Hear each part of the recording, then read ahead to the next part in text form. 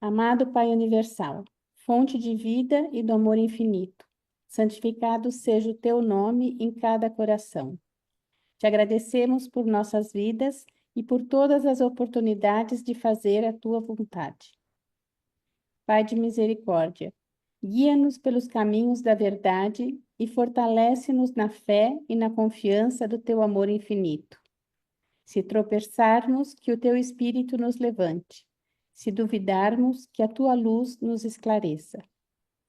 Ajustador divino, presença silenciosa do Pai dentro de nós.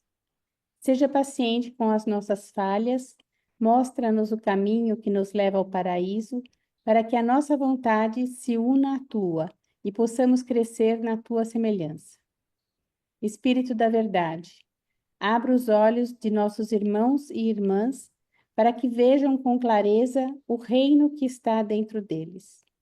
Ensina-nos a amar sem medida, a servir sem esperar recompensa e a viver cada dia na alegria de sermos filhos de Deus. Pai, que a tua vontade seja feita na terra assim como no céu, e que um dia possamos todos nos reunir na tua presença, na luz e na glória do teu eterno amor. Amém. Amém. Obrigado, Chuchu. Tudo bem, pessoal. Então, hoje nós vamos continuar com a leitura lá daquele documento que nós estamos lendo, que é o 175, né? Jesus em Jerusalém, está se aproximando dos últimos dias da sua vida na carne aqui, né? Então, vamos lá. Hoje tem um texto bastante interessante para a gente estudar, e fala justamente das dificuldades que nós temos de nos desvencilhar das ideias pré-concebidas. E então, Jesus fala disso hoje também. Vamos lá. Quem vai nos ajudar? Nós estamos hoje, então, nesse documento 1752, a condição individual dos judeus. Posso ajudar, até porque eu tinha uma visão errada antigamente com relação aos judeus, porque eu pensava como é que eles puderam, né, rejeitar a vinda do Cristo, né, rejeitar Jesus que estava ali do ladinho dele. E quando eu li pela primeira vez esse documento, esse tópico desse documento, há alguns anos, sei lá quando foi, isso me deu um alívio, assim, até, porque assim como no judaísmo, né, em todas as religiões existem pessoas boas e pessoas más, pessoas interesseiras e pessoas fiéis, né, com fé.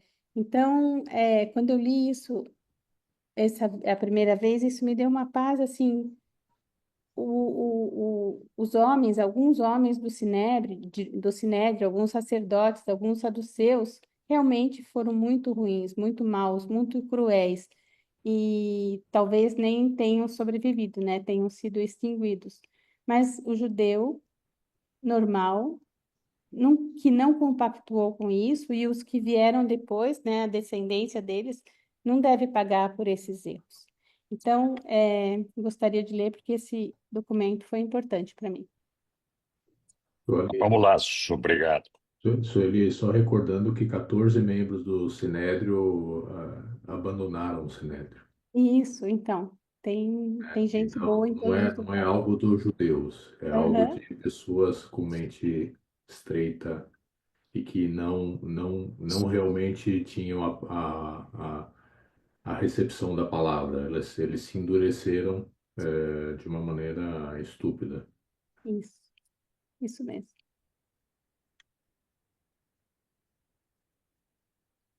Você pode compartilhar, amor, o documento? Está ali o documento compartilhado, Para mim, não. não? Eu Não. estou vendo. Vocês estão vendo? Eu não estou. Sim, estou vendo a tela. Eu Pra estou. mim, tá. Eu acho que se você deixar de compartilhar e compartilhar de novo, talvez apareça. Vamos lá, então. Agora sim. Tá bom. A condição individual dos judeus. O fato de que um dia os líderes espirituais e educadores religiosos da nação judaica tivessem rejeitado os ensinamentos de Jesus e conspirado para provocar a sua morte cruel, de nenhum modo afeta a condição de qualquer indivíduo judeu perante Deus. E isso não deveria levar aqueles que se professam seguidores do Cristo a manter preconceitos contra o judeu como um semelhante mortal seu. Os judeus, como uma nação, como um grupo sociopolítico, pagaram plenamente o terrível preço de rejeitar o príncipe da paz. Há muito tempo eles deixaram de ser os portadores espirituais da verdade divina para as raças da humanidade. Mas isso não se constitui numa razão válida para que o indivíduo descendente desses antigos judeus deva ser levado a sofrer as perseguições que têm sido feitas a eles por professos seguidores intolerantes, indignos e fanáticos de Jesus de Nazaré, pois foi ele próprio um judeu por nascimento. Muitas vezes, essa perseguição e esse ódio desmedidos aos judeus modernos, tão contrários ao modelo crístico, findaram no sofrimento e na morte de alguns indivíduos judeus inocentes e inofensivos, cujos antepassados, nos tempos de Jesus, aceitaram de coração o seu evangelho e morreram sem vacilar por aquela verdade em que acreditavam tão sinceramente. Que arrepio de horror passa pelos seres celestes quando eles observam os seguidores professos de Jesus dedicando-se a perseguir, a atormentar e mesmo a assassinar os descendentes mais recentes de Pedro, Filipe, Mateus e outros judeus palestinos que tão gloriosamente entregaram as suas vidas como os primeiros mártires do Evangelho do Reino Celeste. Quão cruel e irracional é obrigar crianças inocentes a sofrer pelos pecados de seus progenitores, por delitos que elas ignoram totalmente e pelos quais elas não poderiam de nenhum modo ser responsabilizadas. E cometer tais atos perversos em nome de alguém que ensinou os seus discípulos a amar até mesmo os próprios inimigos.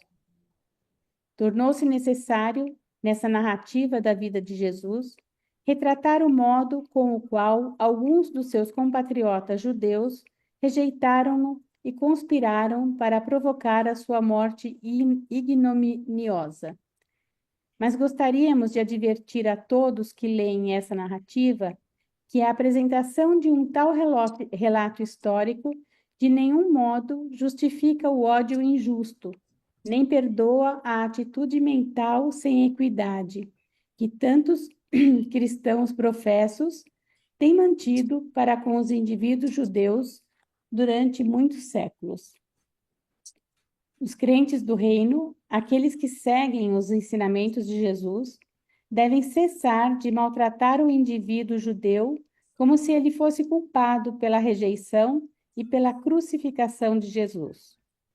O Pai e o seu Filho Criador nunca deixaram de amar os judeus. Deus não tem preferências por pessoas, e a salvação existe para todos os judeus, como também para os gentios. Obrigado, Sussu. Obrigada.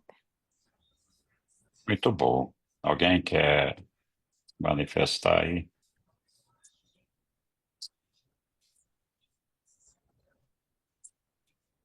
Henrique, Ué, boa noite a você e a todos que estão aí. Eu entrei atrasado.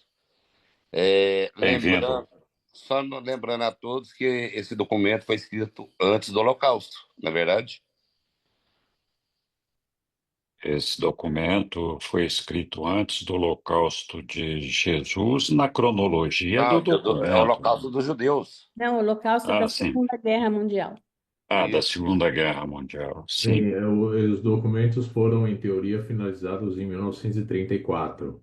Então, tinha É, do Não, Holocausto. porque o documento fala alguns judeus sofreram, eles não tinham passado pelo Holocausto ainda. Então, Não, o não, não documento. tinham, não tinham, mas vamos se lembrar que teve a Inquisição na Europa, onde muitos judeus foram expulsos da Europa.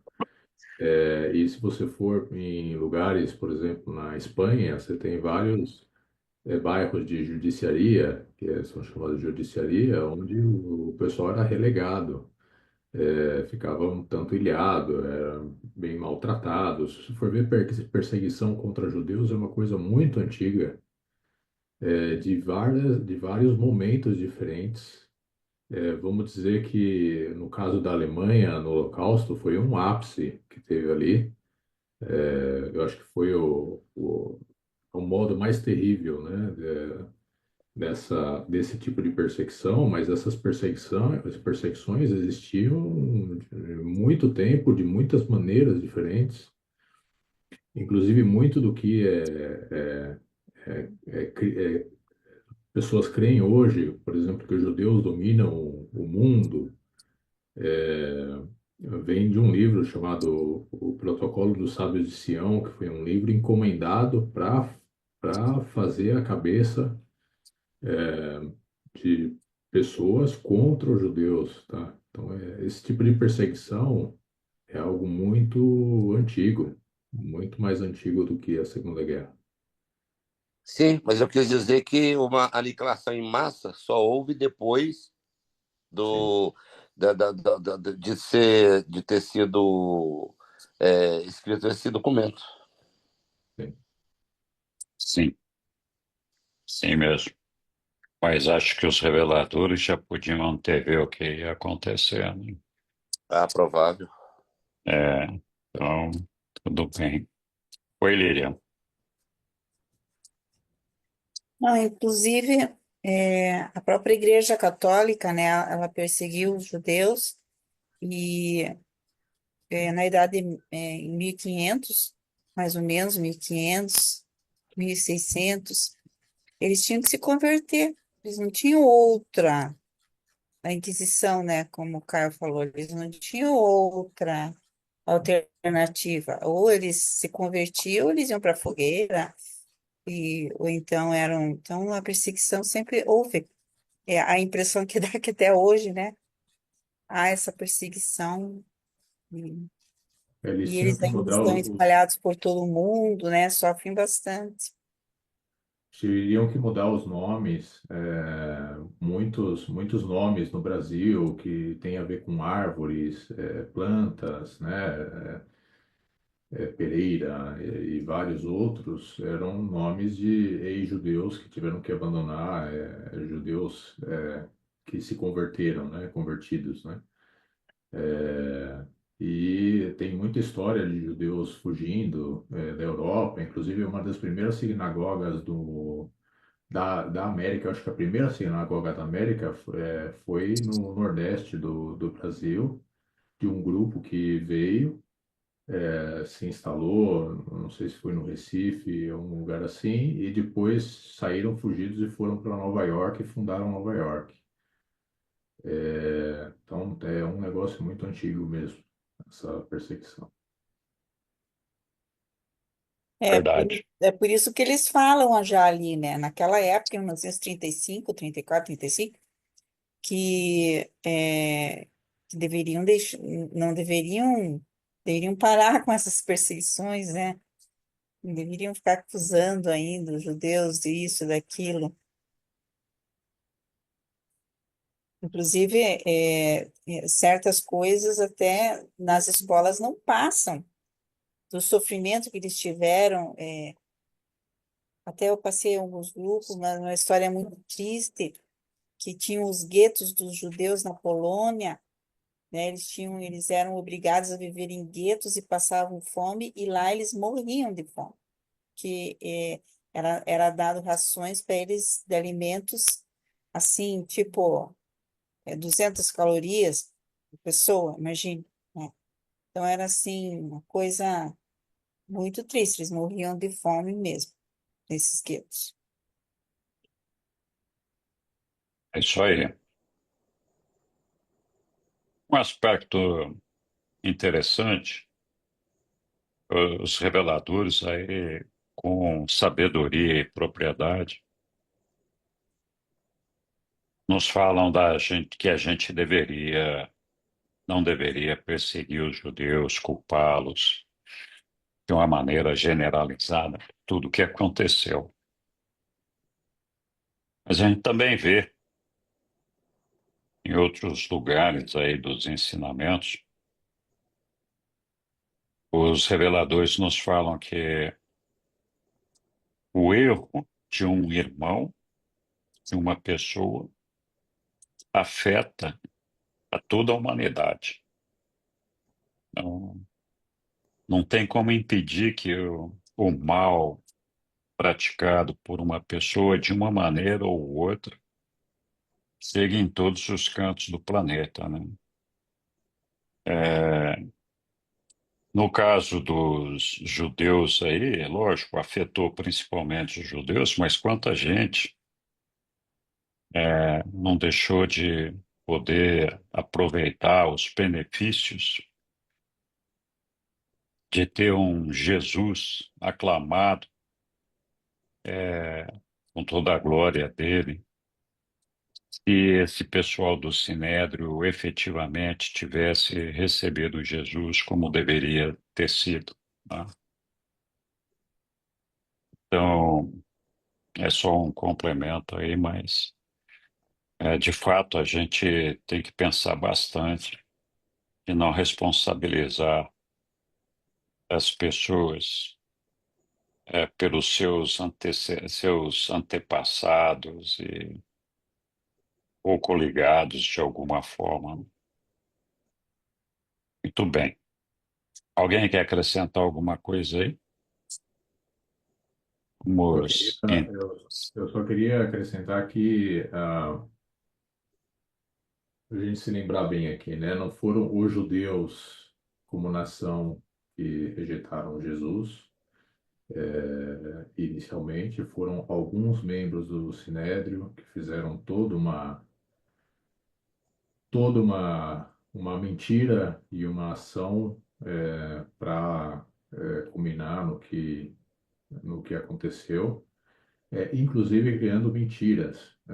Se lembre bem que uma das acusações que os membros do Sinédrio fizeram para que Jesus fosse condenado por Roma foi que Jesus não instruía os seus seguidores a não pagar os impostos. E Jesus nunca fez isso. Então, a gente pode falar que Jesus foi uma das primeiras vítimas de fake news, né, de muitos anos atrás. É verdade. Vocês verem como é penoso, né? É isso que a gente vive hoje, tá? Então, eu acho que todos os injustiçados, todos os que são pegos, ou acusados com mentiras, conseguem ter em Jesus uma referência, né? Do que é ser É acusado justamente. verdade. Oi, Alan, Aélio. Boa noite a todos. Boa Ainda que noite. o texto que a gente leu agora não fale especificamente sobre isso, mas é bom, para contextualizar, relembrar que até nos dias de hoje se discute efetivamente quem foi o responsável pela crucificação de Jesus.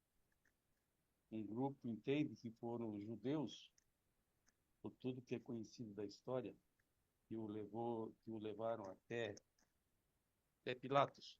Mas vale lembrar também, isso não é apenas uma curiosidade, que os judeus estavam sob servidão, sob a suzerania dos romanos. Ou seja, eles não tinham autonomia administrativa, política para matar ninguém. Se efetivamente Pilatos tivesse dito: eu absorvo e vocês vão para casa chorar os travesseiros, efetivamente não teria havido a crucificação. Então, essa história de quem é que matou Jesus? Foi os romanos, que afinal foram soldados romanos quem o levaram do cativeiro até o monte. Foram os soldados romanos quem o pregaram ele na cruz. Foram os soldados romanos, enfim, que aplicaram a ordem de execução. Enfim, os judeus são responsáveis como mandatários, eles são responsáveis. Enfim, quem é realmente responsável pela morte de Jesus? Mas o texto aqui, como ele é muito abrangente, vale lembrar que os judeus, como povo, como nação, prevaleceu na Palestina diante de povos por muito tempo. Eles foram realmente poderosos. Vale lembrar Davi, vale lembrar Salomão. Eles foram um povo poderoso que dominou politicamente toda a Palestina. E ao tempo que eles dominaram a Palestina, eles criaram ódios,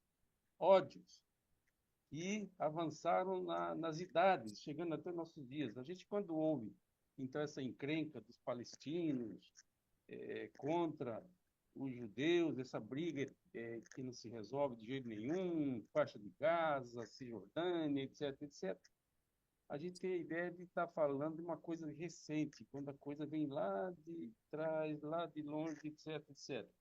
Bom, depois da morte de Jesus, houve uma perseguição efetiva aos cristãos, aqueles seguidores, aqueles descendentes diretos dos apóstolos citados. Houve uma perseguição terrível. Isso foi até o século IV, quando o Império Romano, pela mão do imperador Constantino. Mas apenas aqui para acrescentar informação, que o assunto é muito mais abrangente, o assunto é Aélio, mais antigo. Diga. a sua voz está muito baixa. Falar mais perto do microfone.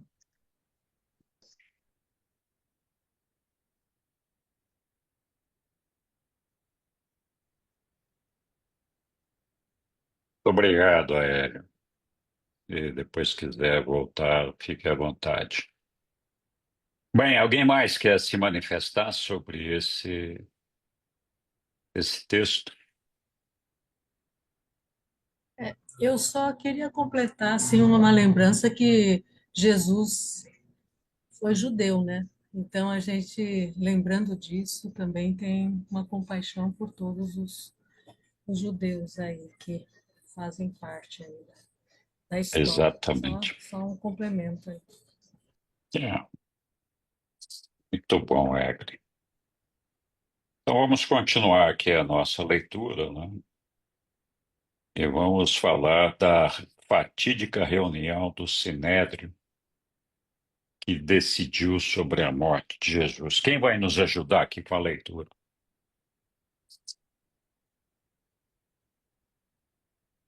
Posso ajudar? Boa, Lília, muito obrigado. Não. A fatídica reunião do Sinédrio. A mais fatídica reunião do Sinédrio foi convocada para as 8 horas dessa noite de terça-feira. Em muitas ocasiões anteriores, essa Corte Suprema da nação judaica havia informalmente decretado a morte de Jesus. Muitas vezes esse augusto corpo dirigente havia determinado colocar um paradeiro na sua obra, mas nunca antes haviam eles resolvido colocá-lo na prisão e provocar a sua morte a todo e qualquer custo. Era um pouco antes da meia-noite dessa terça-feira, 4 de abril, do ano 30 a.C. Acho que é depois, né? Deve ser. Sim, Quando o deve ser. Sinédrio, Quando o Sinédrio, como estava então constituído, votou unânime e oficialmente, decidindo impor a sentença de morte tanto a Jesus quanto a Lázaro. Essa foi a resposta ao último apelo do Mestre aos dirigentes dos judeus. E tal apelo havia sido feito no templo, por ele, apenas umas poucas horas antes e representava a reação de ressentimento amargo deles para com a última acusação vigorosa de Jesus a esses mesmos sacerdotes principais, saduceus e fariseus impenitentes. A aprovação da sentença de morte, antes mesmo do julgamento, dada ao Filho de Deus, era a réplica dada pelo Sinédrio, a última oferta de misericórdia celeste, jamais estendida à nação judaica como tal. Desse momento em diante, os judeus foram deixados a sós, para que terminassem o seu breve e curto tempo de vida nacional entre as nações de Urântia, plenamente de acordo com a sua condição puramente humana. Israel havia repudiado o filho do mesmo Deus que fizera uma aliança com Abraão. E assim, o plano de fazer dos filhos de Abraão os portadores da luz da verdade para o mundo havia sido abalado. A aliança divina havia sido anulada. E o fim da nação hebraica aproximava-se rapidamente. Os oficiais do Sinédrio receberam a ordem de prender Jesus cedo, na manhã seguinte. No entanto, com instruções de que ele não deveria ser detido em público. Foi-lhes instruído que planejassem pegá-lo secretamente, de preferência à noite e de maneira repentina. Compreendendo que ele poderia não voltar naquele dia, quarta-feira, para ensinar no templo, eles instruíram a esses oficiais do Sinédrio que o trouxessem perante a alta corte judaica um pouco antes do meio-dia, da meia-noite da quinta-feira. Muito bem. Obrigada. Obrigado, Lilian. Comentários? Eles falam por duas vezes, né, que ali que Jesus, que é essa nação que eles tinham feito, né, a aliança com Abraão e que essa aliança tinha sido abalada, porque eles não seriam mais os portadores da luz da verdade, né, que a aliança havia sido anulada e que eles foram deixados sozinhos com os seres humanos, dá a entender aqui, vamos dizer assim, por que eles foram deixados sozinhos. Nesse momento, será que o ajustador do pensamento abandona aquele grupo que já decretou a morte de Jesus ali, a captura e morte dele? Nós não sabemos se eles tinham um ajustador do pensamento, né? Esses membros do Sinédrio ali. Naquela época da chegada de Jesus entre nós, até então, não todos recebiam um ajustador do pensamento. Sempre lembrando que a distribuição ou o evento da vinda do ajustador do pensamento para todos os urantianos se deu a partir da presença entre nós do Espírito da Verdade. Ou seja, nós não tínhamos passado por esse evento ainda. Então, eu arriscaria dizer que, nesse momento, nós continuávamos ali naquele povo todo, na, no mundo todo, com aquela situação de que não todos recebiam o ajustador do pensamento, a não ser que fizessem por merecer, por um mérito próprio, ou qualquer coisa assim, né? Então,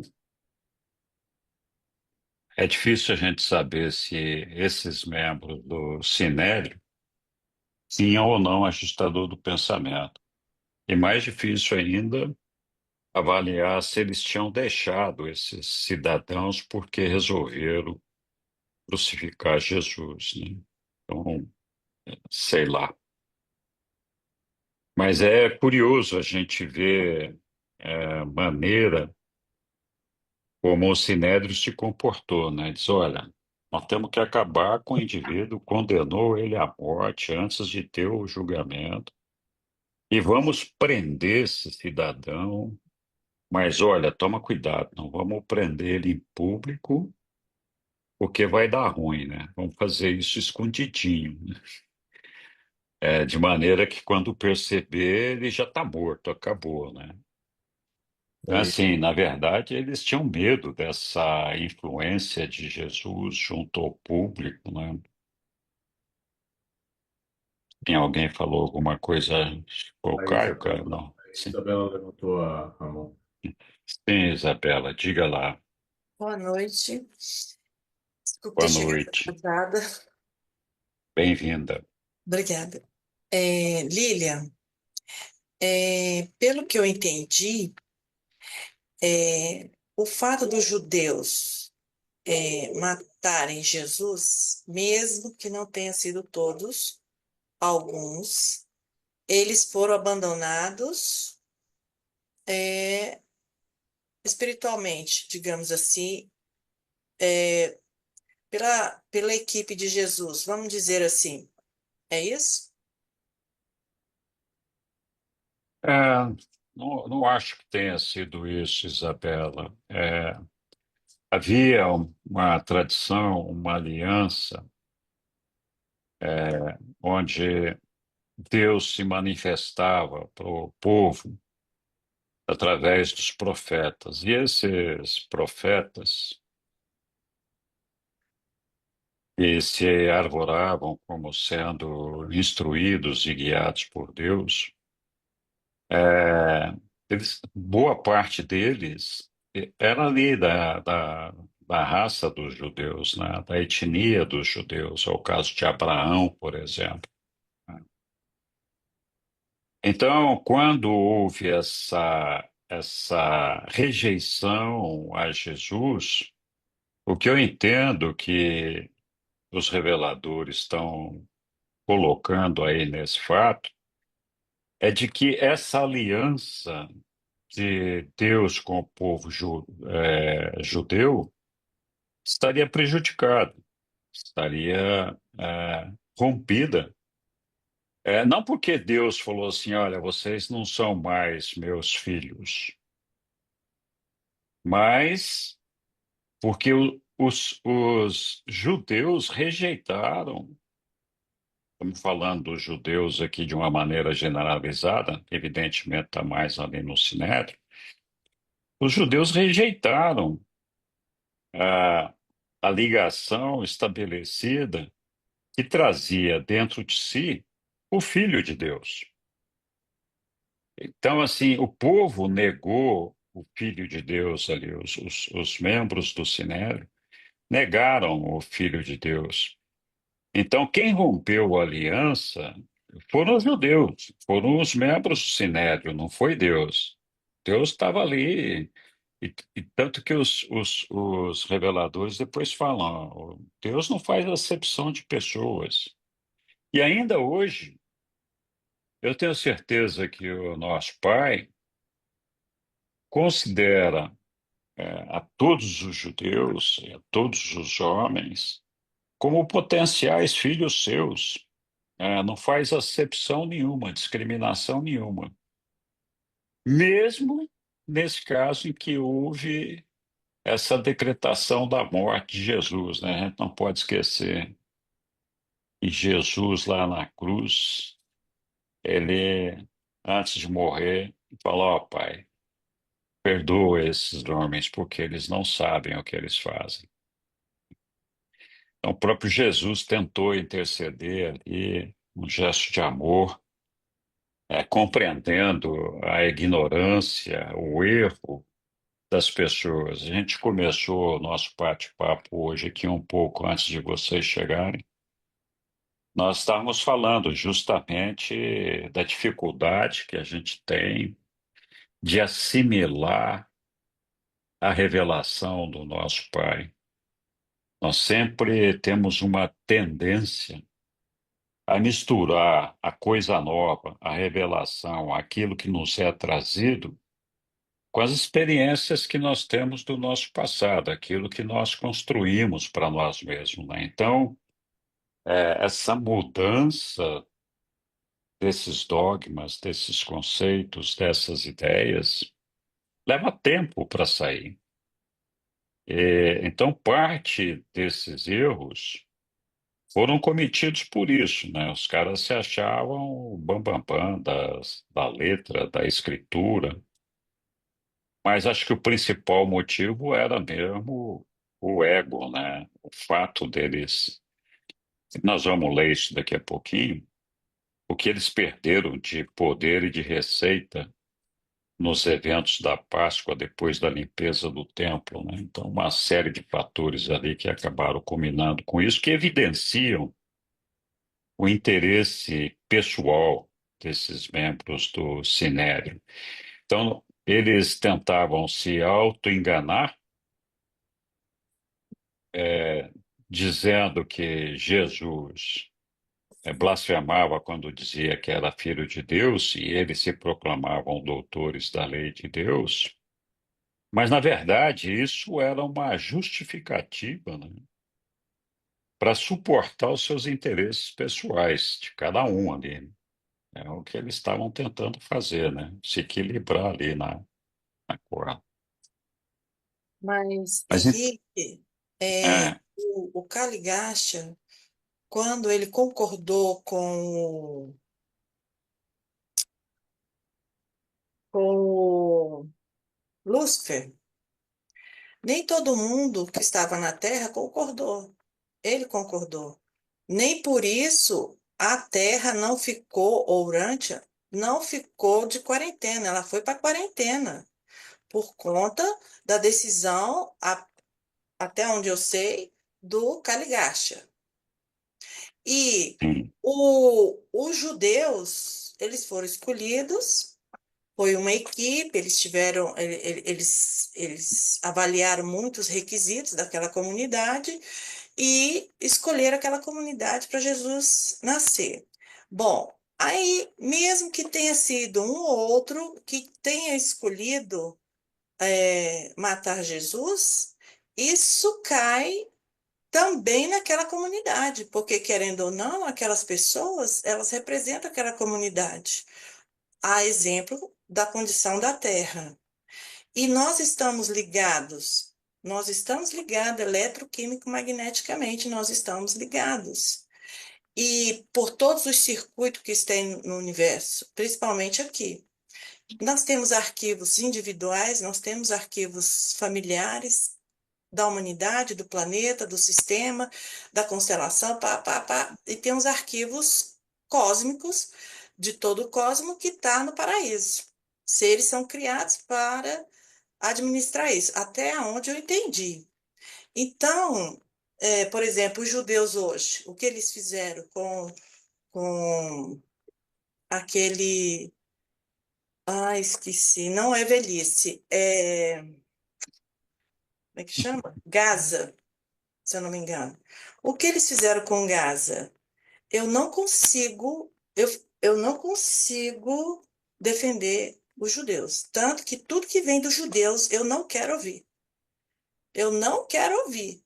Então, assim, é como que, se eu conheço Jesus, se eu sei o ensinamento dele, o mínimo que for, é, eu consigo fazer aquilo. Tudo bem, nós somos humanos, nós temos as nossas dificuldades, mas aquilo é muito terrível, é muito terrível.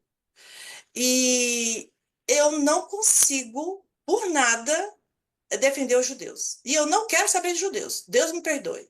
Por enquanto, não, eu não tenho estrutura ainda para não conseguir processar aquilo. Então, muitas vezes eu perguntei, Jesus, se o senhor tivesse aqui, o que o senhor ia fazer? Jesus, o que o senhor pensa disso? Jesus, o que o senhor está sentindo sobre isso? Hã? Será como que ele está sentindo isso? Então, assim, eu não consegui defendê-los. Então, por exemplo, se nós temos na família uma ferida uma dificuldade, um assassinato, isso vai de gerações e gerações até alguém olhar para aquilo e reconhecer, aceitar do jeito que foi e pronto. Então, assim, eles fizeram antes, estão fazendo agora, mas foi só um. Não, não foi só um. Não foi só um. Porque a forma como eles se comportam, como eles falam, é da comunidade.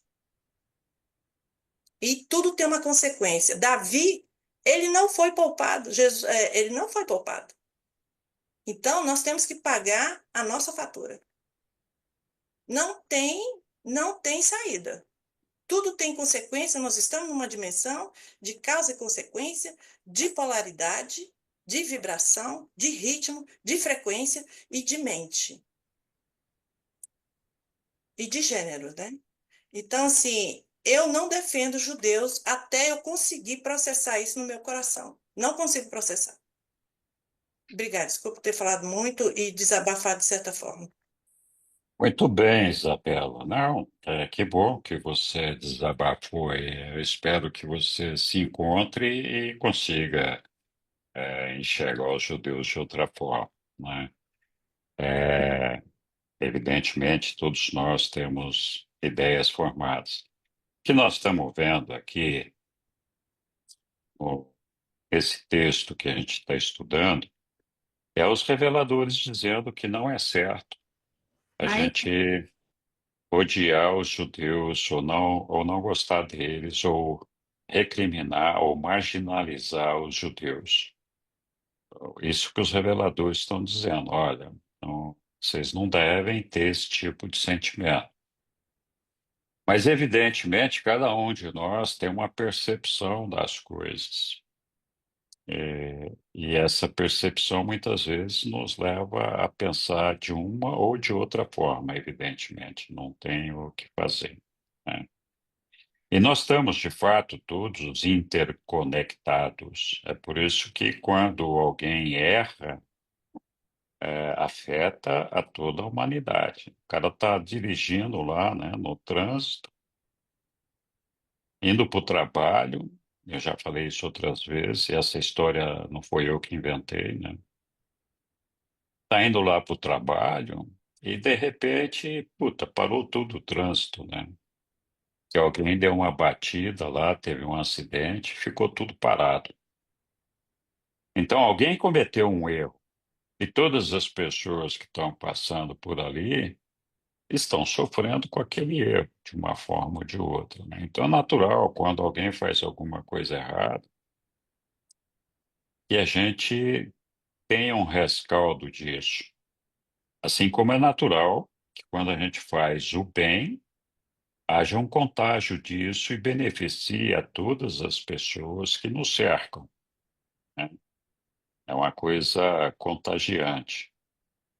Então, a gente tem que lutar sempre para fazer o bem, mas ninguém, absolutamente ninguém, que faça o mal pode tomar a decisão por nós de alcançar ou não a Deus. Essa é uma decisão soberana que cabe a cada um de nós.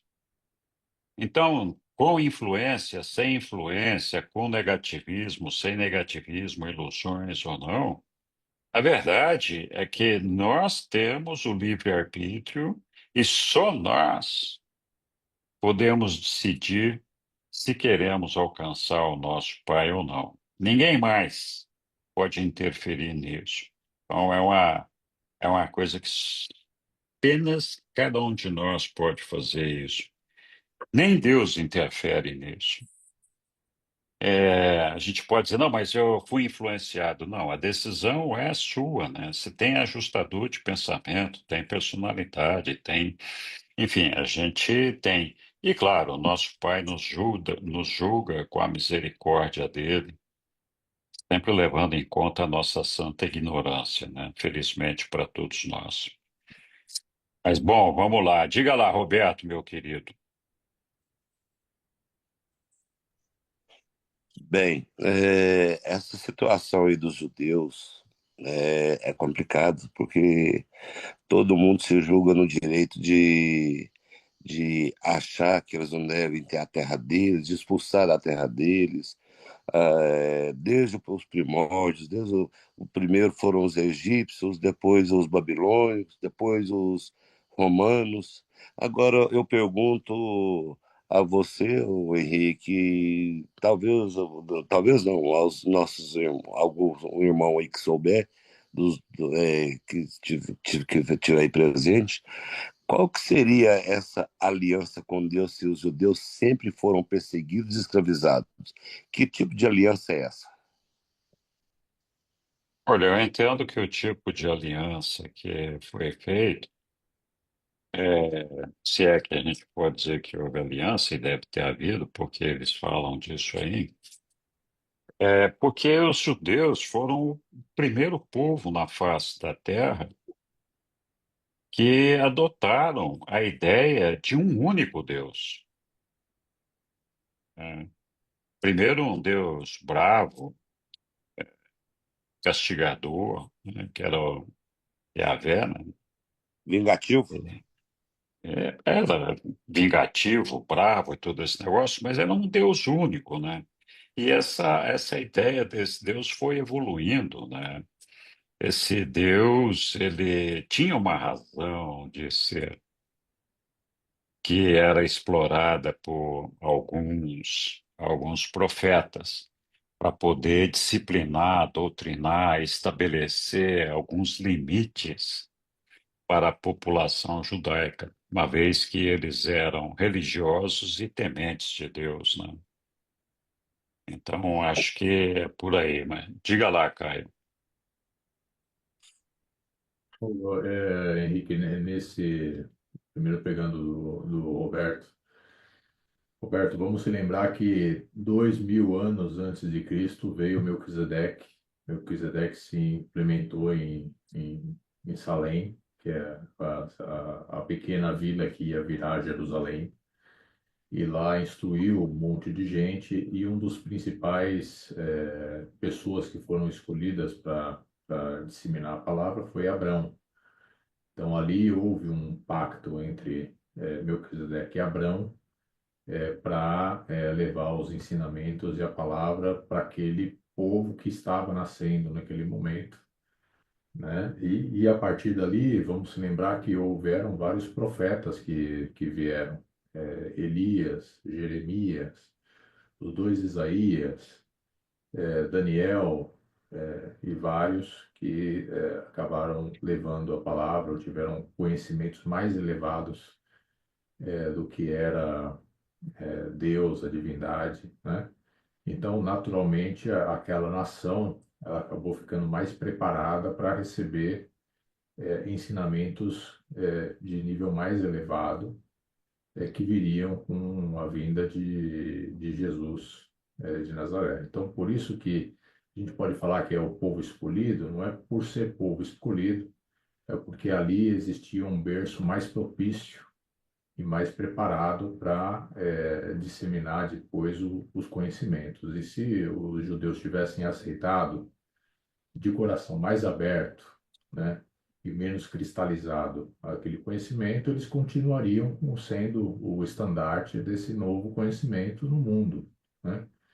Então, quando a gente ouve isso da aliança que foi desfeita, etc., etc., não é uma aliança realmente que houve um pacto, etc., porque o caminho ali estava, em teoria, melhor preparado para disseminação desses conceitos bom, foi uma escolha abandonar esse caminho, tá? Então, acho que isso serve como contexto. E uma outra coisa, assim como eu falei de fake news, né, a gente pode ver que esse julgamento acelerado, com mentiras e um monte de outras coisas que a gente vai ler aí, ele é muito do que hoje a gente chama de justiçamento, né? Justiça é uma coisa. Justiça é uma coisa que um grupo de pessoas, um governo, né, uma sociedade tem direito de fazer. Justiçamento é tentar fazer a justiça com as próprias mãos, de modo acelerado, e sem as vias corretas, né? E vocês podem ver que depois do julgamento foi um tipo de justiçamento, tá? Então, de novo, aqueles que são vítimas, né, de fake news, de justiçamento, todos podem encontrar, né, isso aplicado o que foi na vida de Jesus. Aélio,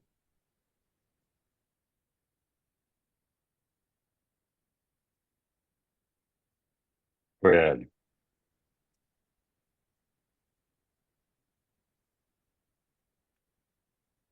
Estão Eu me não sei ouvindo se... bem? Agora sim. Ah, sim. Então vamos lá. É, diferente da Bela, da Isabela, eu tenho uma especial atração, amor mesmo pelo povo judeu. Sinceramente, é um povo que me encanta e me encanta muito, tanto que eu gasto muito do meu tempo em pesquisa para conhecer a história dessa nação. Apenas para contextualizar, aqui foi falado em pacto. Abraão vivia em Ur da Caldeia, que é o atual Iraque. Ur da Caldeia.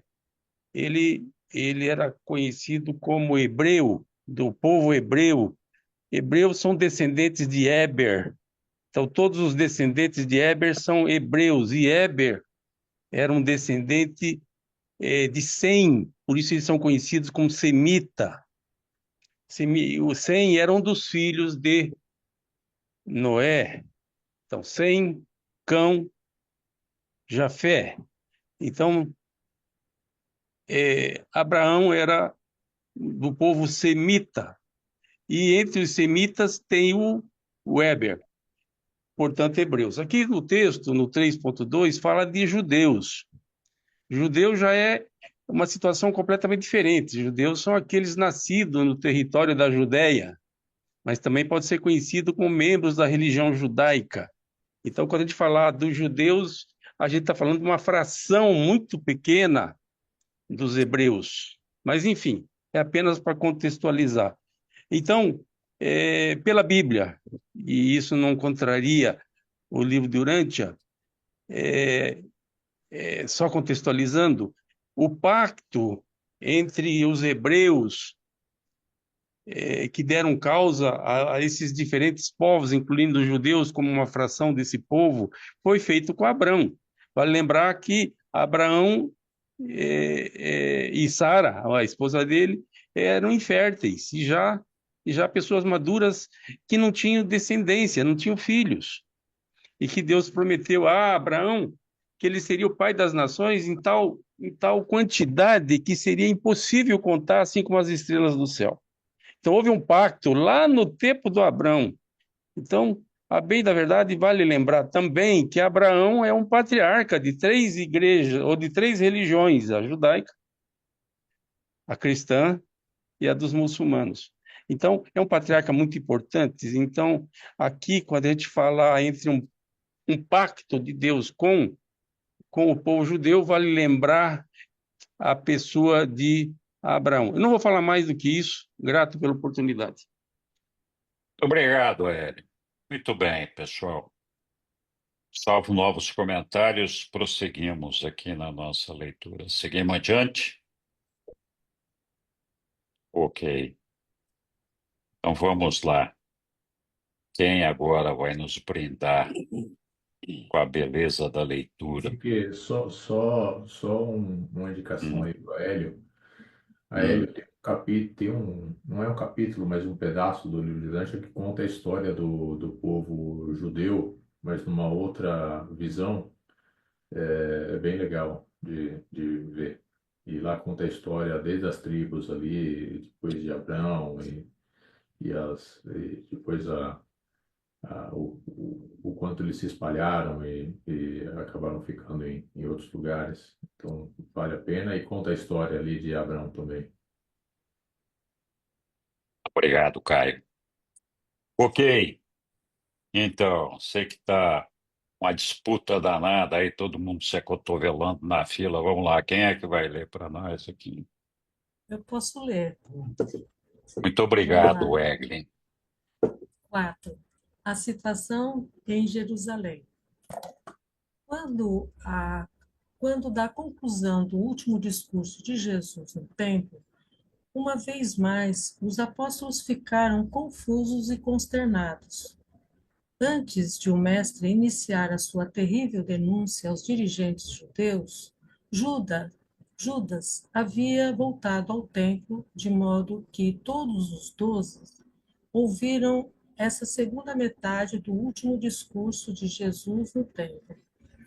É de se lamentar que Judas Iscariotes não tenha podido ouvir a primeira metade, a que oferecia a misericórdia dessa fala de despedida. Ele não ouvira a última oferta de misericórdia aos dirigentes judeus, porque ainda estava em conferência com um certo grupo de parentes e amigos saduceus, com os quais havia almoçado e conversado sobre a maneira mais adequada de desligar-se de Jesus e dos seus companheiros apóstolos. E foi enquanto ouvia a acusação final feita pelo mestre aos líderes e dirigentes judeus que Judas se decidiu finalmente e completamente por abandonar o movimento do evangelho e lavar as suas mãos quanto ao empreendimento inteiro. Entretanto, ele deixou o templo em companhia dos 12. Foi com eles ao Monte das Oliveiras, onde, com os companheiros apóstolos, ouviu aquele discurso fatídico sobre a destruição de Jerusalém e sobre o fim da nação judaica, e permaneceu com eles naquela noite de terça-feira no novo acampamento perto de Getsemane. A multidão que ouviu Jesus, de um apelo misericordioso aos líderes judeus, passar aquela noite súbita e severa reprimenda, passar aquela súbita e severa reprimenda que beirava a denúncia implacável, estava atônita e desconcertada. Naquela noite, enquanto o sinédrio reunia-se para dar a Jesus a sentença de morte, e enquanto o mestre ficava sentado com seus apóstolos e alguns dos seus discípulos no Monte das Oliveiras, predizendo a morte da nação judaica, toda Jerusalém estava entregue à discussão séria e reprimida de uma única questão: o que farão com Jesus? Na casa de Nicodemos, mais de 30 judeus proeminentes, crentes secretos do reino, encontraram-se e debateram sobre o curso que deveriam seguir no caso de advir uma ruptura aberta com o Sinédrio. Todos os presentes concordaram que fariam um reconhecimento público da sua fidelidade ao mestre, exatamente no momento em que ficassem sabendo da sua prisão. E foi exatamente isso o que fizeram. Os saduceus, que agora predominavam no Sinédrio, controlando-o, estavam desejosos de livrar-se de Jesus pelas razões seguintes. 1. Eles temiam que a predileção popular crescente, dedicada pela multidão a Jesus, ameaçasse colocar em perigo a existência da nação judaica, por um possível envolvimento com as autoridades romanas. 2. O zelo de Jesus pelas reformas no templo afetou diretamente as suas rendas. A limpeza do templo prejudicou os seus bolsos. 3. Eles sentiam-se responsáveis pela preservação da ordem social e temiam as consequências da expansão posterior da nova e estranha doutrina de Jesus sobre a irmandade dos homens. Os fariseus tinham motivos diferentes para querer ver Jesus sendo levado à morte. Eles temiam-no porque, primeiro, ele estava empenhado em fazer oposição ao domínio tradicional que eles mantinham sobre o povo. Os fariseus, sendo ultraconservadores, ressentiram-se amargamente dos ataques supostamente radicais ao seu prestígio consolidado de educadores religiosos. 2, eles sustentavam que Jesus violava a lei, que ele demonstrou uma grande desconsideração pelo sábado e por inúmeras outras exigências legais e cerimoniais. 3, eles acusavam-nos de blasfêmia porque ele referia-se a Deus como ao seu Pai. E 4, e agora eles estavam profundamente enraivecidos com ele por causa da parte final da sua elocução de despedida, com amargas denúncias pronunciada naquele mesmo dia no templo. O Sinédrio, havendo formalmente decretado a morte de Jesus e havendo emitido ordens para a sua prisão, suspendeu a reunião nessa terça-feira, quase à meia-noite, após concordar em reunir-se às 10 horas da manhã seguinte na casa de Caifás, o sumo sacerdote, com o propósito de formular as acusações sob as quais Jesus deveria ser levado a julgamento. Um grupo pequeno de saduceus havia proposto factualmente que eles se desfizessem de Jesus por meio de um assassinato, mas os fariseus negaram-se terminantemente a aprovar tal procedimento. E essa era a situação em Jerusalém e entre os homens, nesse dia memorável, enquanto, ao mesmo tempo, um vasto concurso de seres celestes pairavam sobre a grave cena na terra, ansiosos, todos, por fazerem algo para ajudar o seu amado soberano. Todavia, estavam impotentes para agir efetivamente, pois se viam refreados pelos seus superiores no comando.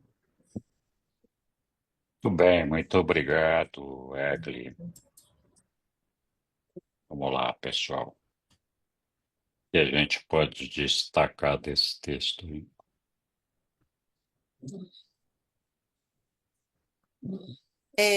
Jesus precisava passar por esse processo?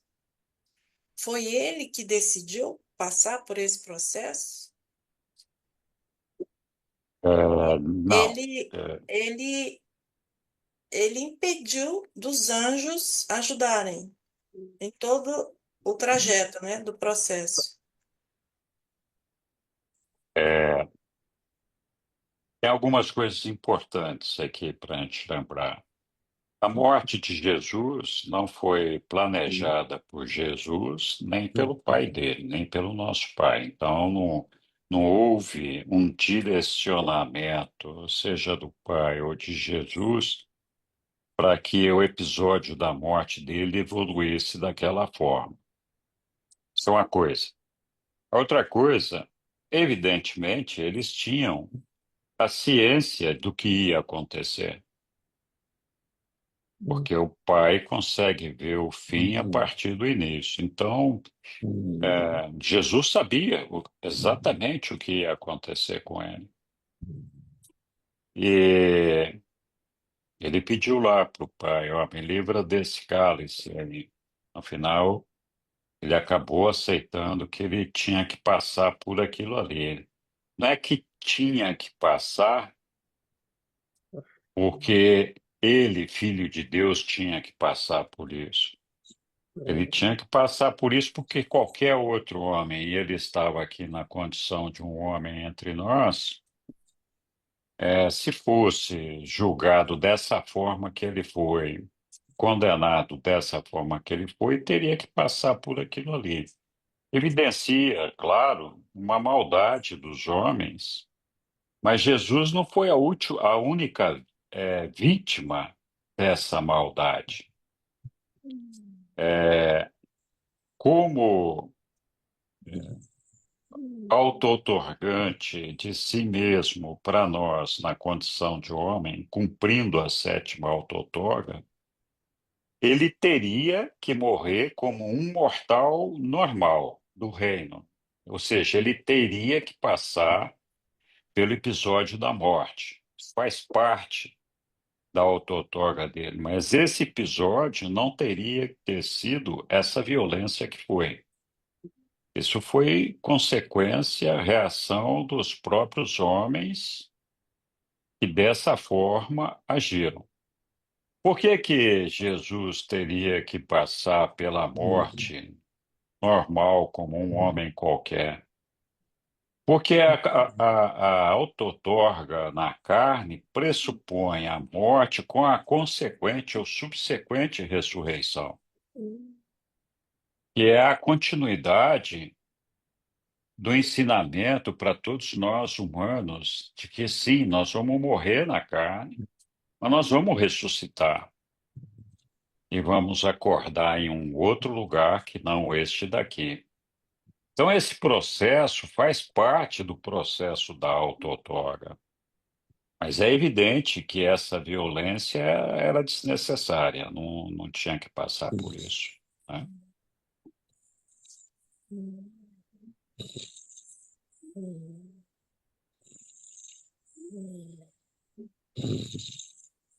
Muito bem, alguém mais?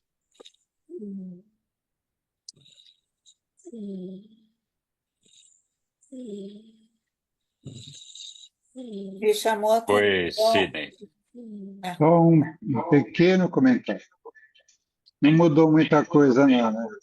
Essas arrumações, falcatrua, não mudou muito. É, os homens evoluem muito lentamente, né? Nosso processo, infelizmente, não é fácil.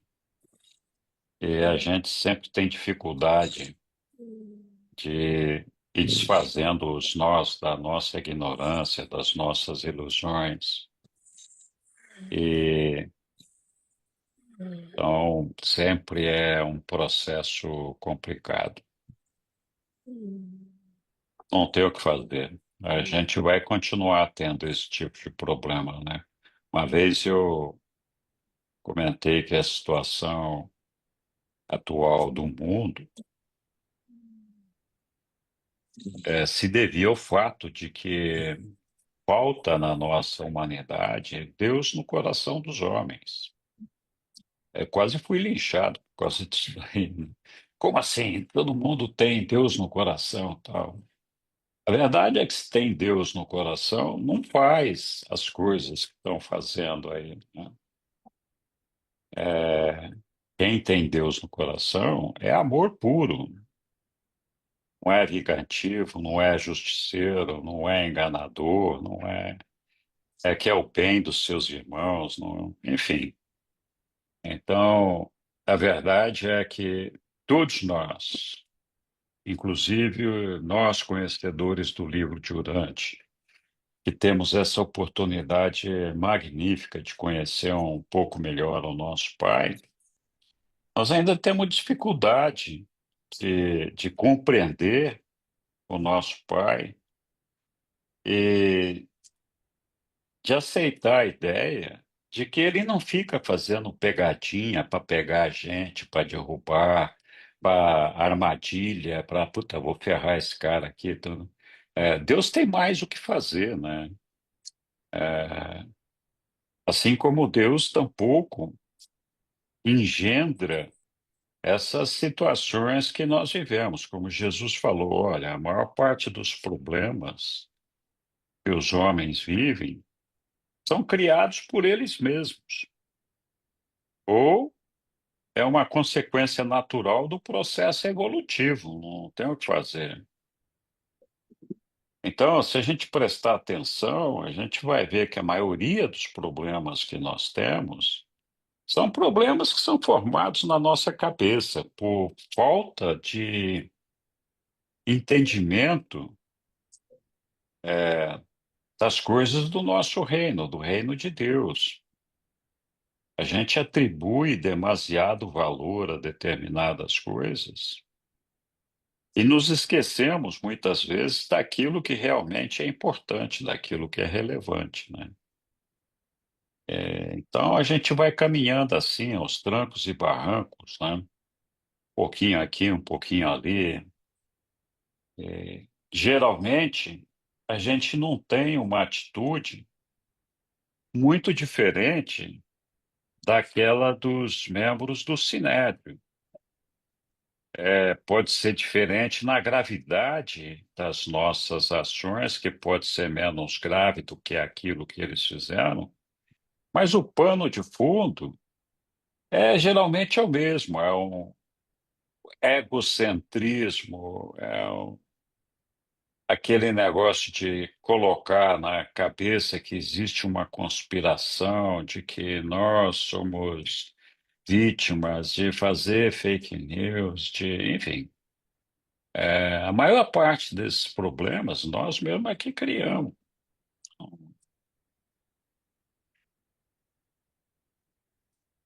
Olá, Lilian.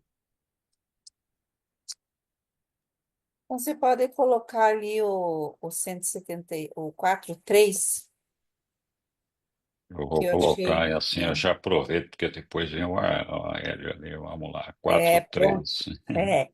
Então, ali fala, né, que o Nicodemos e mais 30 judeus proeminentes, então importantes, né, que eles eram seguidores de Jesus secretamente. E eles fizeram ali um pacto, né, quando Jesus fosse preso, que eles iriam, iriam falar que eram fiéis a Jesus, né, que o seguiam certamente. E eles fizeram justamente isso, quer dizer, eles foram muito corajosos.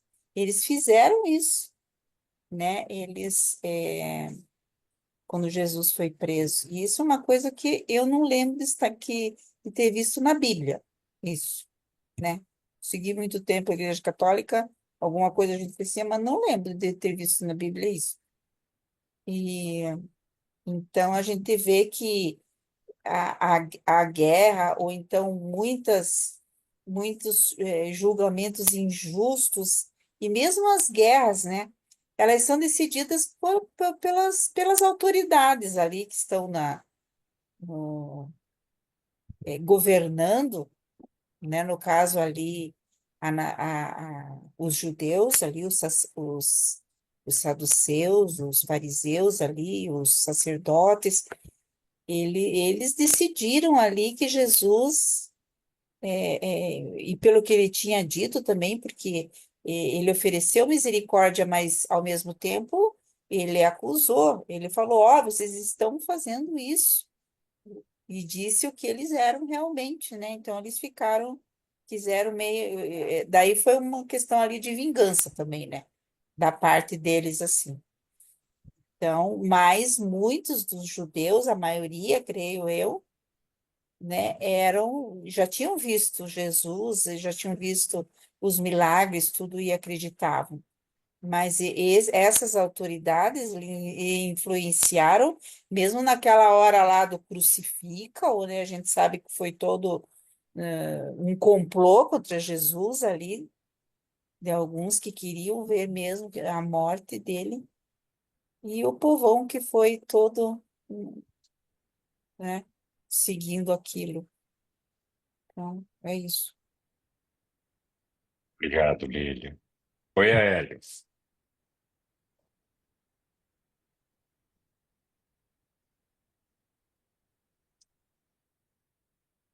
sei se você está falando, Eu mas estou me batendo aqui, porque eu estou com é, notebook e com celular e os dois estão pifando. Ou aquele aqui, operadorzinho está em frente às máquinas está fazendo bobagem. Mas é, vamos lá. O texto é bastante longo e aqui cada parágrafo caberia um comentário específico, porque eles são textos complementares com aspectos diferentes. Mas eu não vou cansá-los, eu vou apenas destacar algumas coisas. A primeira delas é com relação aos dois grupos que faziam parte de Sinédrio, que eram os saduceus e os fariseus. A gente entra, a gente sai, a gente entra, a gente sai, a gente entra, a gente sai, e ainda há muita dúvida aqui.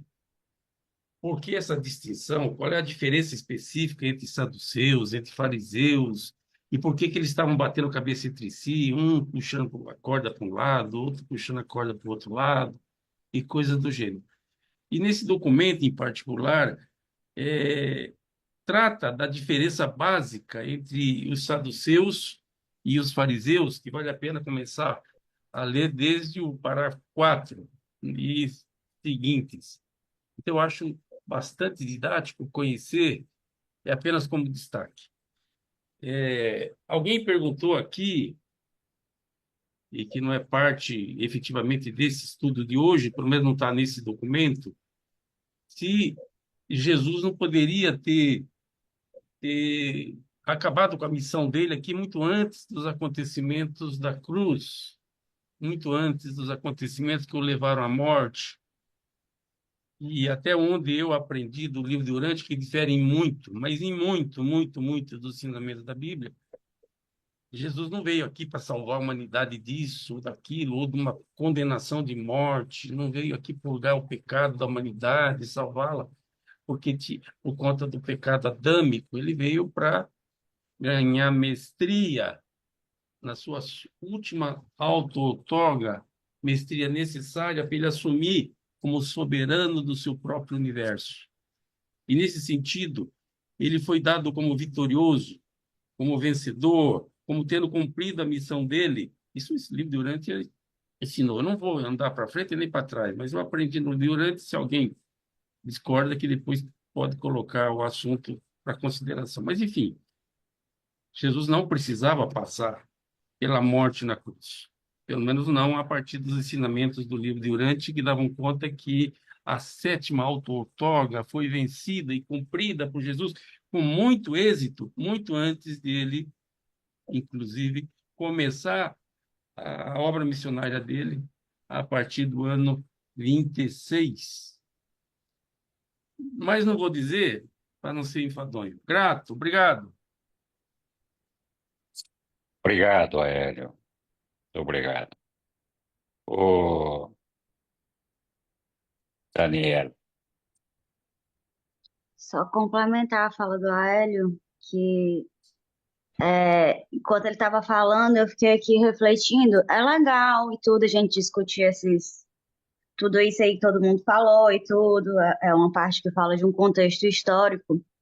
Mas eu observo a nossa tendência de considerar mais o mensageiro do que a mensagem, sabe? Assim, eu percebo que nas discussões fica muito. Mas e aquela galera lá e não sei o quê, sabe assim, perde um pouco sai assim desse foco assim, tipo, isso que o Aélio levantou, que ele trouxe assim à tona, era só um comentário mesmo, basiquinho. tá bom, Daniela. Basiquinho legal.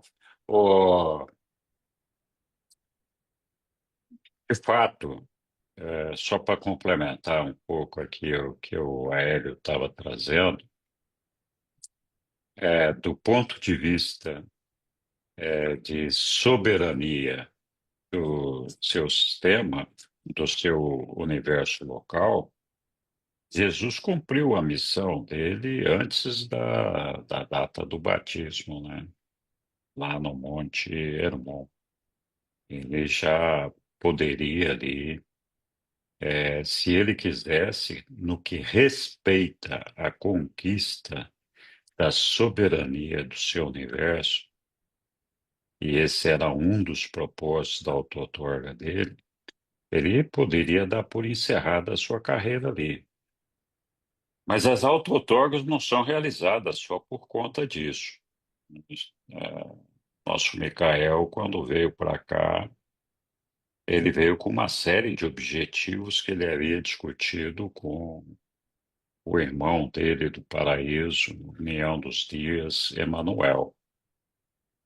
E uma delas era justamente de revelar o homem a Deus. E Jesus não tinha feito isso ainda, né? Isso aconteceu durante o trabalho público de Jesus.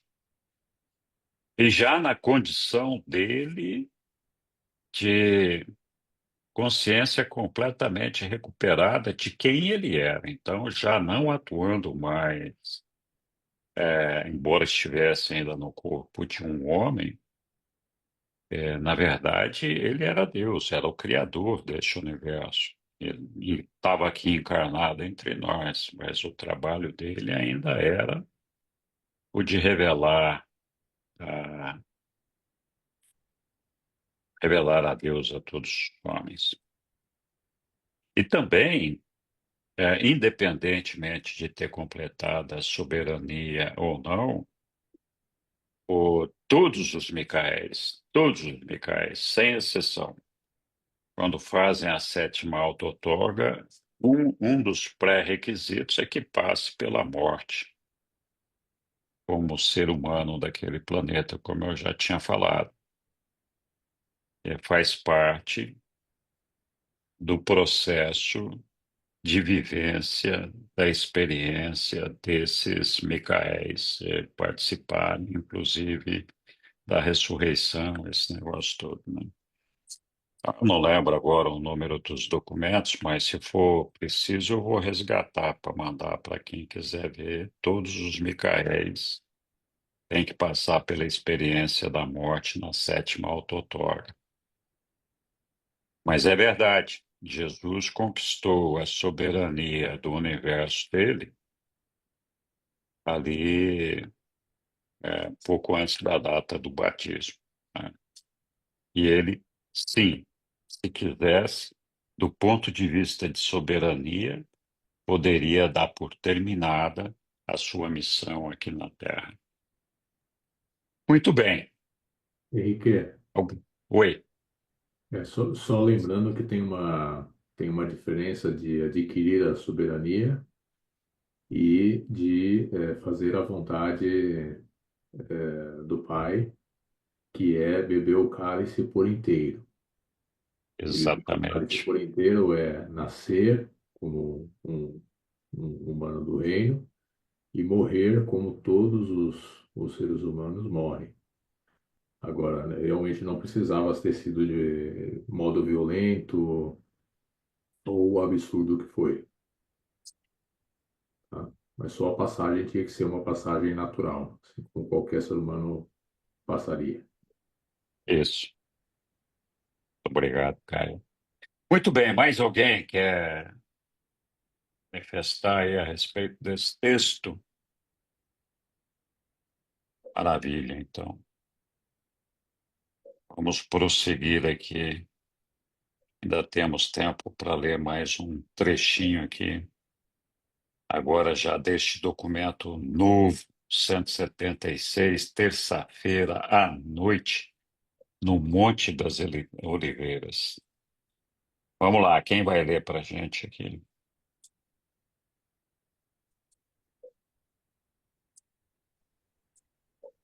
Posso ler. Boa, Angélica. Estava esperando. Muito obrigado. Terça-feira à noite, no Monte das Oliveiras. Nessa terça-feira à tarde, quando Jesus e os apóstolos passaram diante do templo, a caminho do campo de Getsemane, Mateus chamou a atenção para a construção do templo e disse: Mestre, observa esta espécie de edifícios. Vês as pedras maciças e os belos adornos? É possível que estes edifícios sejam destruídos, enquanto caminhavam em direção às oliveiras, Jesus disse: Vê estas pedras e este templo maciço? Em verdade, eu vos digo, nos dias em breve virão, não será deixada pedra sobre pedra. Elas serão todas derrubadas. Essas observações, descrevendo a destruição do templo sagrado, despertaram a curiosidade dos apóstolos à medida que caminhavam atrás do Mestre. Eles não podiam conceber nenhum acontecimento a não ser o fim do mundo que ocasionasse a destruição do templo. Para evitar as multidões, ao passar pelo vale do Cedron, a caminho de Getsemane, Jesus e os seus colaboradores pensavam em escalar a ladeira do Monte das Oliveiras até uma certa altura e depois seguir uma trilha até o seu campo particular perto de Getsemane, localizado a uma pequena distância acima da área do campo público. Quando estavam para deixar a estrada que ia para Betânia, eles observaram o templo, glorificado pelos raios do sol que se punha. Enquanto subiam o monte, iam vendo as luzes da cidade e contemplaram a beleza do templo iluminado. E lá, sob a luz suave da lua cheia, Jesus e os 12 assentaram-se. O mestre falou-lhes e logo Natanael fez uma pergunta. Dize-nos, mestre, como saberemos que esses acontecimentos... que estes acontecimentos estão próximos? Primeiro, a destruição de Jerusalém.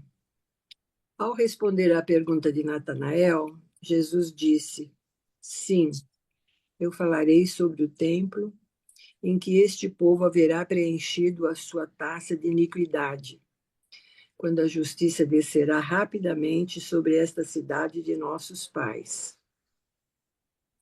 Eu devo deixar-vos em breve e irei para o meu Pai. Depois que eu deixar-vos, cuidai para que nenhum homem vos engane, pois muitos virão como libertadores e arrastarão muitos outros ao erro. Quando escutardes das guerras, é que tem um pontinho aqui que me atrapalha no final, só esperar um minutinho aqui, vou dar uma aumentada aqui. Quando escutardes das guerras, rumores de guerras, não vos perturbeis, pois, apesar de todas essas coisas estarem por acontecer, o fim de Jerusalém ainda não é iminente.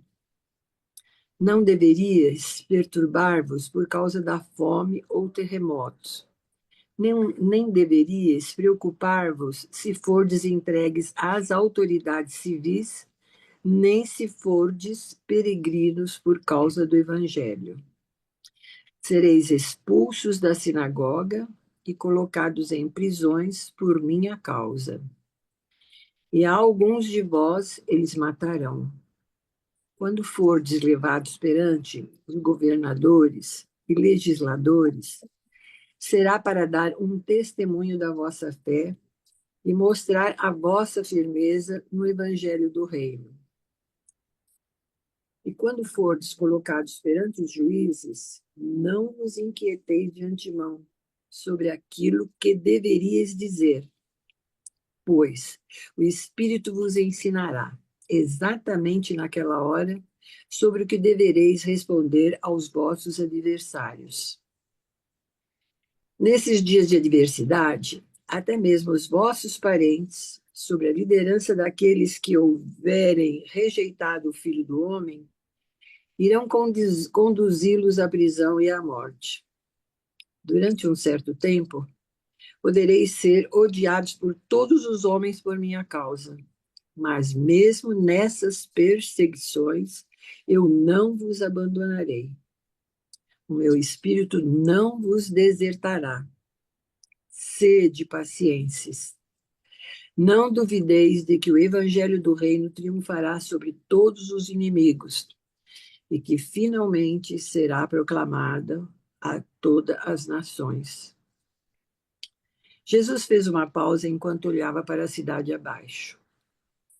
O mestre compreendeu que a rejeição do conceito espiritual do Messias e a determinação de apegarem-se com persistência e cegueira para uma missão material, para o libertador esperado, em breve, iriam levar os judeus a um conflito direto com os poderosos exércitos romanos. E essa luta iria resultar apenas na derrocada final e completa da nação judaica. Quando rejeitou-se a sua outorga espiritual e se recusou a receber a luz do céu, do modo como brilhou tão misericordiamente sobre todos, o seu povo estava selando a condenação de si próprios como um povo independente e sem a sua missão espiritual especial na terra. E os próprios líderes judeus, posteriormente, reconheceram que havia sido essa idade terrena do Messias que, direta e finalmente, conduziu à turbulência a qual trouxe a destruição deles. Já que Jerusalém estava para tornar-se o berço dos primeiros movimentos dos evangelhos, Jesus não quis que os seus educadores e pregadores, esse pessoal que fica mandando. Então, eu sei, vou voltar aqui. Já que Jerusalém estava para tornar-se o berço dos primeiros movimentos dos evangelhos, Jesus não quis que os seus educadores e pregadores perecessem na ruína terrível do povo judeu, junto com a destruição de Jerusalém. E por isso, deu essas instruções aos seus seguidores. Jesus estava preocupado com a possibilidade de que alguns dos seus discípulos viessem a se envolver nas revoltas que logo aconteceriam e que assim perecessem durante a queda de Jerusalém. E então André perguntou: mas, mestre, se a cidade sagrada e o templo estão para ser destruídos, e se tu não estiveres aqui para orientar-nos quando devemos abandonar Jerusalém, Jesus disse: quando deveis abandonar Jerusalém? Jesus disse: podeis permanecer na cidade depois que eu tive partido. E mesmo durante esses duros tempos de perseguição amarga, mas quando finalmente virdes Jerusalém sendo ocupada pelos exércitos romanos, depois da revolta dos falsos profetas, então sabereis que a desolação de Jerusalém é iminente. E, pois, deveis fugir para as montanhas. Que ninguém esteja na cidade, nem em seus arredores permaneça para salvar nada, nem aqueles que estiverem fora, que não ousem entrar lá. Haverá uma grande atribulação, pois esses serão os dias da vingança dos gentios. Depois que houverdes abandonado a cidade, esse povo desobediente irá cair no fio da espada e será levado à prisão em todas as nações. E assim Jerusalém será esmagada pelos gentios. Nesse mesmo dia, eu previno-vos, não vos deixeis enganar.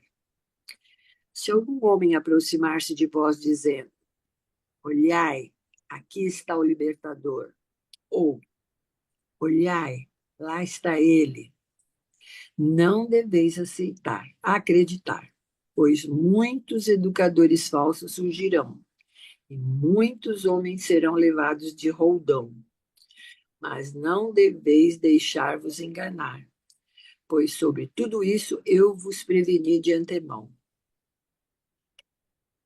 Os apóstolos sentaram-se em silêncio sobre a luz da lua durante um tempo considerável, enquanto essas predições surpreendentes do Mestre afundavam-se nas suas mentes confusas. E foi praticamente por causa desse aviso que o grupo inteiro de crentes e de discípulos, quando apareceram as primeiras tropas dos romanos,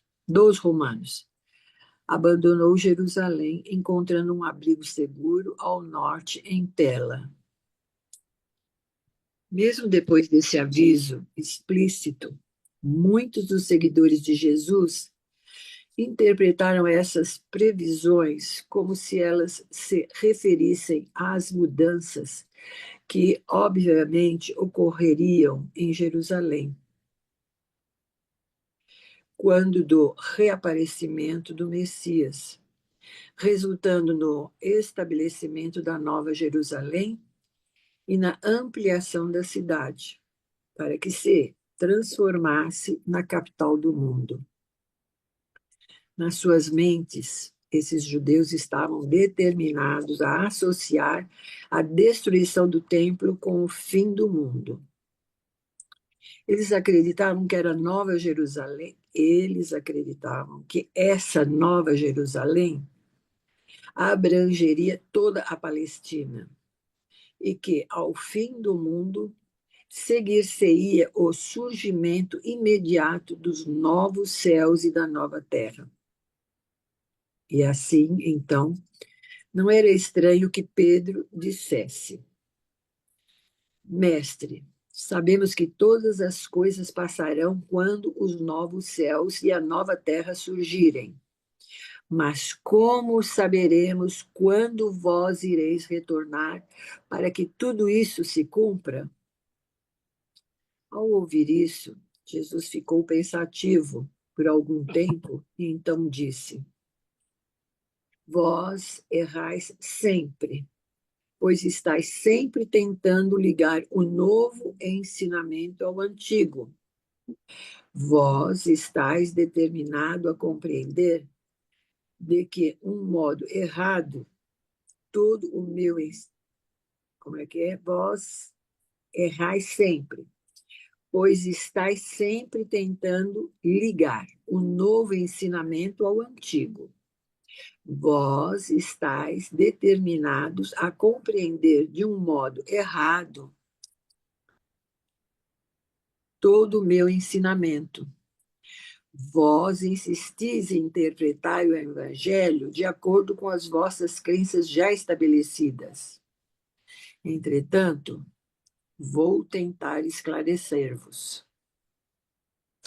Obrigado, Angélica. Nada.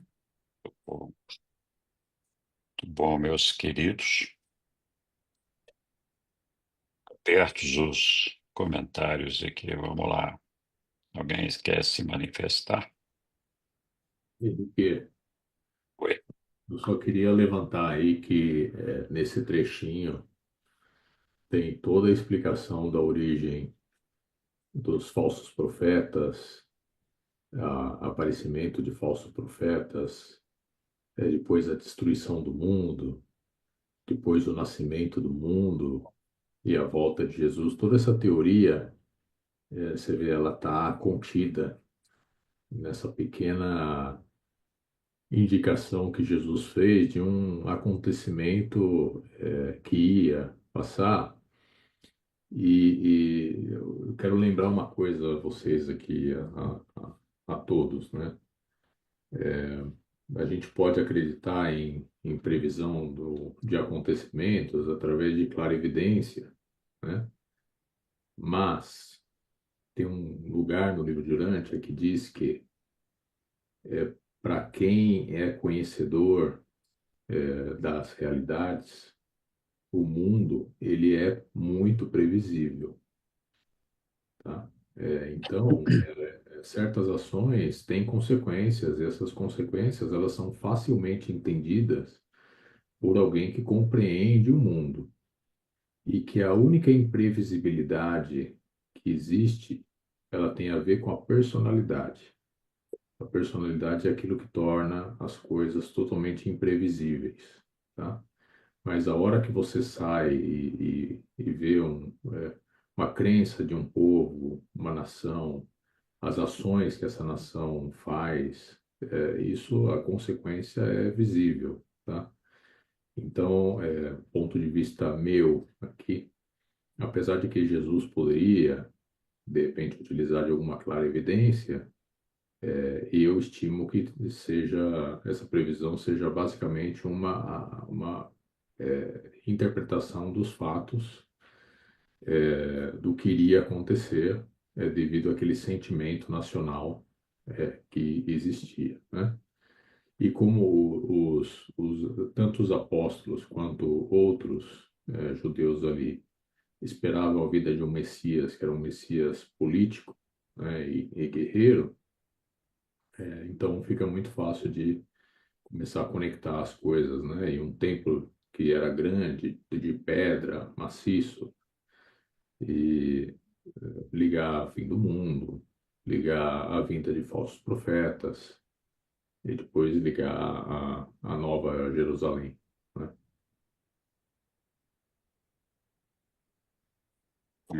Caio, obrigado. Oi, Daniel. Eu fiquei pensando aqui nessa parte que ele estava falando pro Pedro, que ele erra porque ele quer, né, ficar lá nas coisas antigas e tudo. Eu fiquei, gente, mas ele tá falando é comigo ou é com o Pedro? Que é coisa difícil. A gente pega e não, agora todo mundo já veio aí de alguma história, né? E não, agora eu vou pro livro de Urântia, mas a gente nunca esquece, né? Tá associando com a Bíblia, quer comparar com não sei o quê, e quer comparar com o livro tal. Nunca é essa coisa mesmo assim de pegar e não, vou jogar fora aqui. Não, a mente tá sempre associando. Eu achei assim legal essa mensagem final que fez o link com uma conversa que eu ouvi vocês falando no início. Lá, achei massa essa parte. Obrigado, Daniela. Nós somos assim mesmo, a gente tem dificuldade de assimilar o novo. Vamos lá. Oi, Aéreo. Então, esse tópico tem muitos versos, e a bem da verdade, cada um desses versos pode levar a entendimento diverso. Mas ele começou falando sobre a destruição de Jerusalém, mais especificamente sobre a destruição do templo. Mesmo não cristãos reconhecem Jesus como um profeta. Profeta é aquele que enxerga o futuro. Muito embora tem muita gente aqui que é profeta de fatos passados, então não é profeta. Mas vamos falar de profeta que fala do futuro. Jesus é reconhecido como profeta porque no ano 30, que foi o ano da morte dele, ele previu a destruição do templo, do segundo templo, e que acabou acontecendo pelas mãos de Tito, que era o imperador romano. Então, de fato, houve a destruição do templo. E junto com a destruição do templo, a cidade de Jerusalém sofreu um dano terrível. E Jesus falou um pouquinho sobre tudo isso, porque o cerco das tropas do general Tito sobre Jerusalém foi terrível, de tal sorte que prevaleceu a fome, mães comendo os filhos uma das outras para matar a própria fome. Enfim, não vou entrar nesse mérito, mas o fato é que foi terrível. Mas aqui o texto fala, e muitos, vou dizer, padres e pastores evangélicos usam parte desse texto, a partir da Bíblia, para correlacionar com eventos do Apocalipse, da destruição lá do livro de final da Bíblia, de João.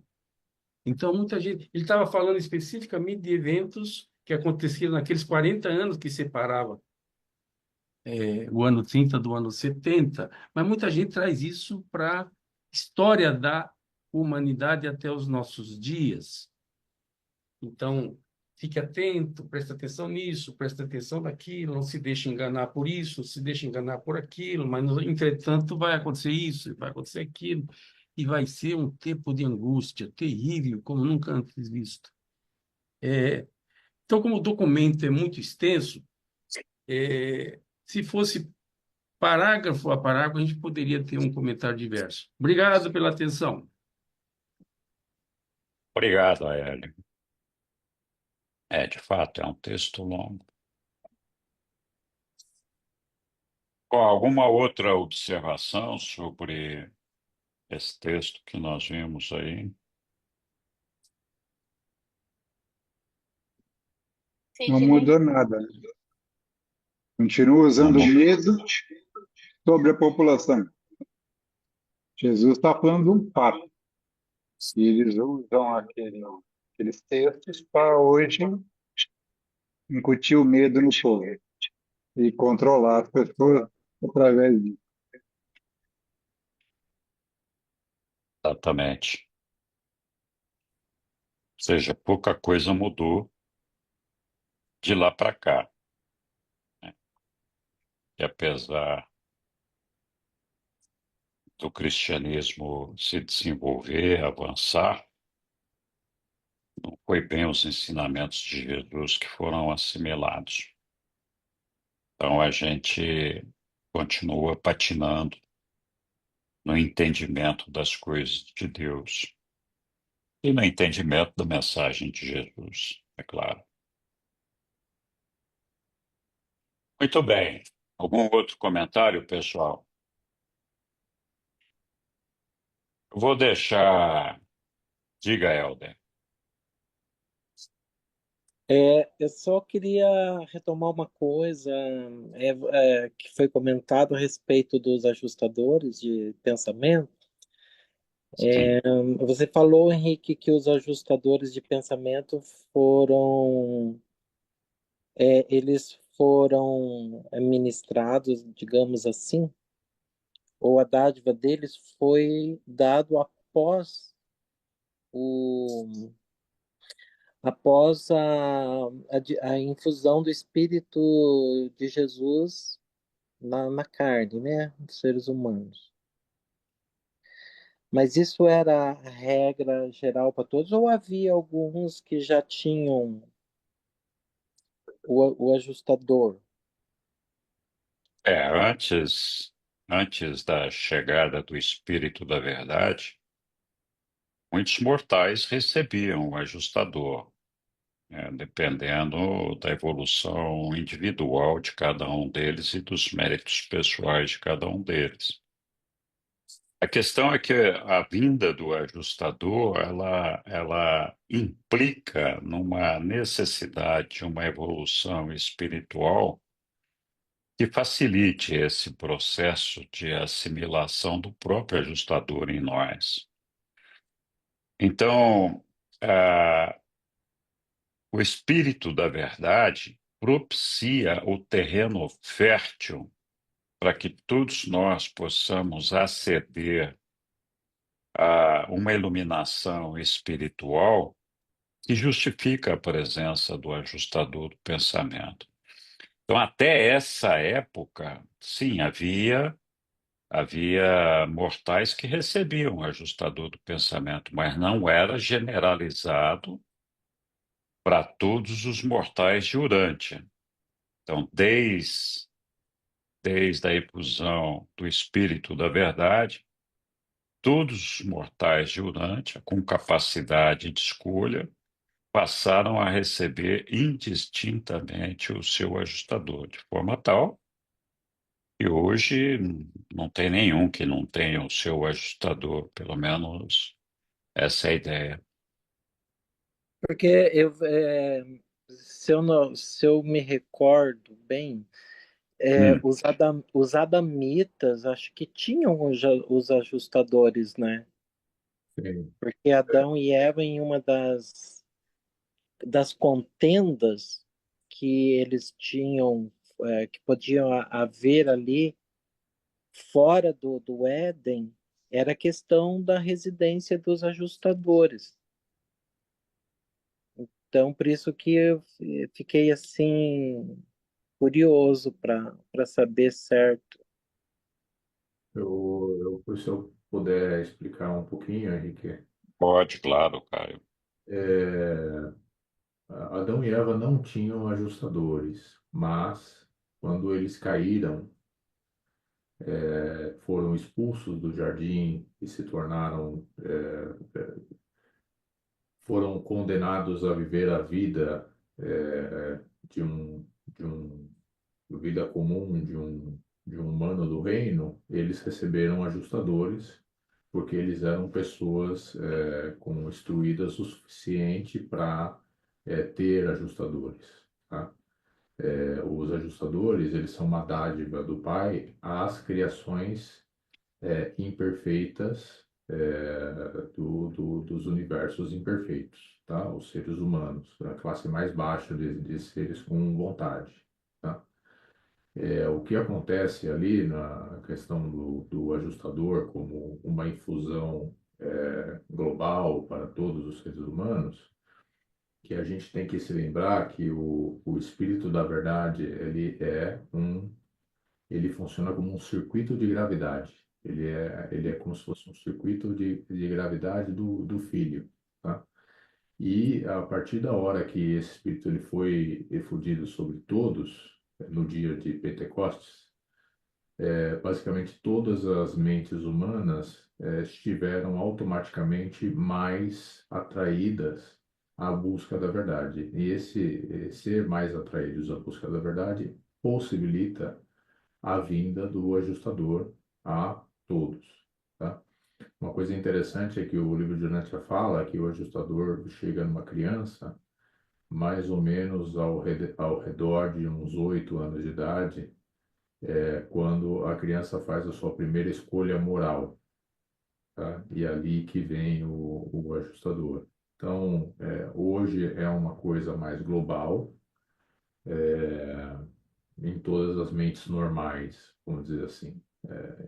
É algo que está em todas as mentes normais. Ô, Caio, no documento 74 do livro de Urântia, fala que a lei moral do Éden era pouco diferente dos 7 mandamentos de Dalamátia, mas os adamitas ensinavam muitas outras razões para esses mandamentos. Por exemplo, a respeito da injunção contra o homicídio, a presença do ajustador de pensamento residente foi dada como um motivo adicional para não se destruir a vida humana. Exato. Então, por isso que eu creio que os adamitas, em sua maioria, já tinham o ajustador. E aí a gente tem que lembrar uma coisa, né? O corpo humano, ele é o berço da alma. E uma das principais razões da raça violeta vir foi melhorar a qualidade do berço. Então, se a gente pensa que os filhos de Adão e Eva já vieram para ser elevadores biológicos e que essa elevação biológica depois propiciou a todos os seres humanos receber ajustadores, então é bem razoável entender que os adamitas tinham já essa capacidade de receber ajustadores. E os filhos de Adão e Eva, apesar de Adão e Eva serem filhos de ordem estrangeira, vamos dizer assim, mas os filhos deles eram filhos desse reino, né? Humanos como a gente. Obrigado. Muito obrigado, Caio e Helder, por ter levantado a questão.